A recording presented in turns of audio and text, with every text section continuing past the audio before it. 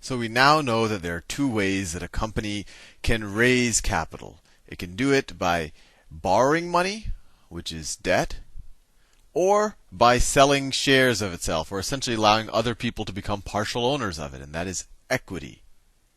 And these directly translate into securities that you're probably familiar with, but maybe you didn't have a more exact idea of what they are. You know what equity securities are. And just so you know, what is a security? A security is essentially something that can be bought and sold that has some type of claim on something or some type of economic value.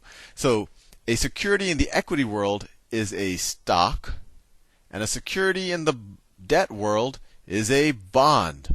Let me explain that. So let me just draw the balance sheet for the fictional company. It was pointed out to me that stocks.com actually is not a fictional company, that someone is indeed selling stocks online. So, which I, by the way, think is a great idea. So let's see. I have my assets right here. These are the assets of the company, but that's not what we're worried about right now. Assets, and let me draw the equity of the company. Right, this is maybe shares that they sold, and so let's say that they have, I don't know, that there are 10 million shares. 10 million shares. And then we have the debt of the company, or the liabilities. There are other liabilities other than debt per se, but that's all we'll worry about right now. This is the debt. I'll do it in brown. We have the debt. And maybe the assets. Let me just think of a good round number.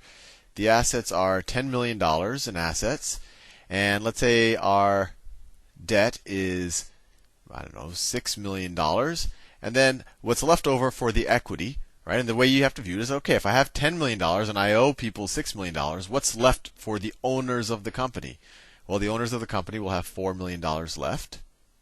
$4 million left. And it'll be split amongst the owners of the company. And there's 10 million individual shares. So if every person who has one of those stock certificates will own 1/10,000,000th of this $4 million, or essentially, what is it, 40 cents a share or something. So anyway, this is, and I think you're familiar with this already, this is essentially stock. Right? When we say 10 million shares, that's 10 million shares of stock. I could just draw I could draw 10 million stock certificates. And it's, I guess whatever the ticker symbol is. And there could be 10 million of those. Now, debt is interesting. There's a lot of ways you can raise debt. And actually, there's a lot of ways you could raise equity. It actually doesn't have to be with selling. Well, for the most part, you are selling stock. You could maybe think of some other way. And we'll talk about other forms of equity, preferred stock, and all of that. But in the simplest level, you're really always selling stock.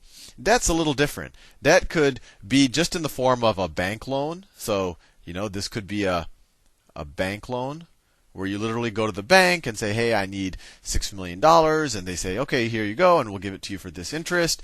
And you have to pay back the money above and beyond the interest over this time schedule. So, not too different than maybe a mortgage. Or they might say, okay, you pay the interest for 5 years. And at the end of the 5 years, you also have to pay the principal amount. So you have to pay the whole $6 million. So you maybe have to come up with a new loan or something like that. So that would just be a bank loan. There's other things that are revolving lines of credit, which is kind of like a company's, I guess a company's credit card to some degree, that it doesn't have to use it, but if it does, that's kind of debt the company takes on. But kind of the one that people always talk about, I guess in the same phrase, is bonds. So bonds are essentially, you are borrowing from the public markets again. You're borrowing from a bunch of people. So what you do is you have these 6 million, let's say the $6 million, and it could be divided into, let me think of a good number. You could divide this into 6,000 bond certificates, right? So this could be 6,000 bond certificates. Let's see, and 6 million divided by 6,000, right? That's 1,000, right? So it could be 6,000 times $1,000 bond certificates. And let's visualize what a bond certificate could look like. So that could be a bond certificate, and its face value, and sometimes they'll call it the par value or the stated value. It'll say, let's call it bond from company XYZ, and its face value is $1,000. So it's essentially, this is an IOU from company XYZ. If I were to hold one of these, if Sal had one of these sitting on my desk right now, that tells me that company XYZ is going to pay me $1,000 at some future date, right? And that future date is at maturity. So it's going to pay $1,000 at maturity. And you say, oh, well, Sal, that's all good, but what about the interest in between? And there's two ways to think about this. Maybe they're going to pay me $1,000 in the future, but I only have to give them $500, right? So if you think about it, there's automatically interest accruing in that, right? If I gave them $500 and then 5 years later they pay me $1,000, they're essentially paying interest, right? They're paying me more back than I gave to them. And in future videos, we'll actually do the math of how to figure out that type of interest. And in that situation where they're not kind of paying me interest as they go, this would be viewed as a zero coupon bond. And I know I'm throwing out a lot of terminology, but it'll all make sense to you in a second. So zero coupon essentially means they're not paying interest until they pay off the whole loan. And then they might the interest will be implicit in the whole value of the amount. And I kind of jumped the gun a little bit, but coupon is essentially a regular payment on the bond that the company makes, in this case XYZ will make. That is essentially, you can almost view it as a kind of interest. But if you really had to figure out the interest that you're getting on the bond, you would actually have to figure, and I'll do maybe a whole playlist on bond mathematics. You would have to figure out, it's based on the coupon, what you gave them, and then what they're going to pay you and when they're going to do it. So it's a little bit more complicated than just saying, oh, look at that, they're giving a 6% coupon, which essentially means, twice a year they're going to give me 3% of the value of my bond. So just a big picture, both of these things are traded. This is a stock. It's traded on exchange, and you're probably familiar with that. If you go to Yahoo Finance, you type in the ticker symbol and you get the price for that day. Bonds are also traded. Unfortunately, it's not as easy to get a quote on a bond. Usually you have to have a Bloomberg terminal of some type. You can't get it on Yahoo Finance, and I think that's by design by bond traders because they probably don't like the transparency there.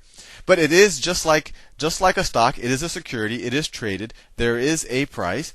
But then there's a very fundamental difference in what kind of the holder of the bond is doing. In a bond, you've essentially, if I'm holding a $1,000 bond, that means that I've lent some amount of money to the company, and it'll be in this part of it. And as long as the company doesn't go bankrupt, they'll pay me some interest and pay me my money back. When I own a stock in the company, right, I own a share of the equity as opposed to a share of the debt, which was the case with the bond. When I own a share of the equity, the company's not promising to pay back anything. It's just saying, look, you are a part owner of this company, and anything that any of the owners get, you'll get. So if this company becomes worth a lot, if we start dividending out things to the shareholders, then you'll get that. If the company gets sold by someone and pays X dollars per share for it, you'll get that money. And if the company goes bankrupt, you'll also go bankrupt. And that actually leads to an interesting question. If the company goes bankrupt, and let's say, actually, let's do the example right now. Let's say the company goes bankrupt, right? And I'll do a more in-depth example of this. The question is, let's say the company goes bankrupt and people decide that it's not operational anymore, that it just can't do business. Because there's actually two types of bankruptcy. There's one where you say, oh, the business is good, and it just can't pay off its debts, so we have to somehow restructure this side of it. And then the other type of bankruptcy is liquidation, where they say, you know what, this business doesn't even make sense to operate anymore. Let's just sell off all of the assets. So the question that I'll leave you with in this video is, what happens in a situation where you enter bankruptcy? People want to liquidate the assets, and let's say when you liquidate the assets, there's only $8 million of assets. So the question is, who do you think is going to eat that $2 million? Is it going to be the debt holders or the stockholders? Who is going to lose their money first? Or you can almost say, who is more senior when it comes to actually getting their money back? And I'll leave you with that maybe to the next video or a future video that I'll do on bankruptcy. See you in the